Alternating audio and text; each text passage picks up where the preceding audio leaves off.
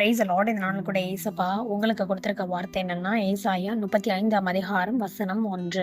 வனாந்தரமும் வறண்ட நிலமும் மகிழ்ந்து கடுவெளி கழித்து புஷ்பத்தை போல செழிக்கும். ஆமேன். இந்த கனமான வார்த்தை கொடுத்த ஏசப்பாக்கு நன்றி செலுத்தலாம். இந்த நாளில் கூட கத்தர் உங்களுக்கு ஒரு ப்ராமிஸ் பண்றாங்க. என்னன்னா, வறண்டு கிடக்கிற உங்களுடைய வாழ்க்கைய கத்தர் மகிழ பண்ண போறேன்னு சொல்றாரு. உங்க வனாந்தர வாழ்க்கையில ஒரு புஷ்பம் செழிக்கும் ஏசப்பா சொல்றாங்க. அதாவது இவ்வளோ நாள் நீங்க கஷ்டத்தையே பார்த்துட்டு இருந்திருக்கலாம். ஒரு ஆசீர்வாதம் நமக்கு இல்லையே அப்படின்னு நீங்க கவலையோட ஏக்கத்தோட காணப்பட்டிருக்கலாம். ஆனா ஏசப்பா சொல்றாங்க, வறண்டு கிடக்கிற உன்னோட வாழ்க்கையை நான் மாற்றுவேன், உன்னோட வாழ்க்கை செழிப்பா மாறும் ப்ராமிஸ் பண்ணிட்டாங்க. நிச்சயமா கத்தர் செய்வாங்க. இந்த வார்த்தை கொடுத்த ஏசப்பாக்கு நன்றி செலுத்தலாம். ஏசப்பா இந்த வார்த்தைக்காக நன்றி. இந்த வார்த்தையில நீங்க சொல்லியிருக்கிறபடி உங்க பிள்ளைகளோட வாழ்க்கையை நீங்க புஷ்பத்தை போல செழிக்க பண்ண கிருபைக்காக ஸ்தோத்திரம். மீட்பரேசுவின் மூலம் ஜெபிக்கிறேன் நல்ல பிதாவே, ஆமென்.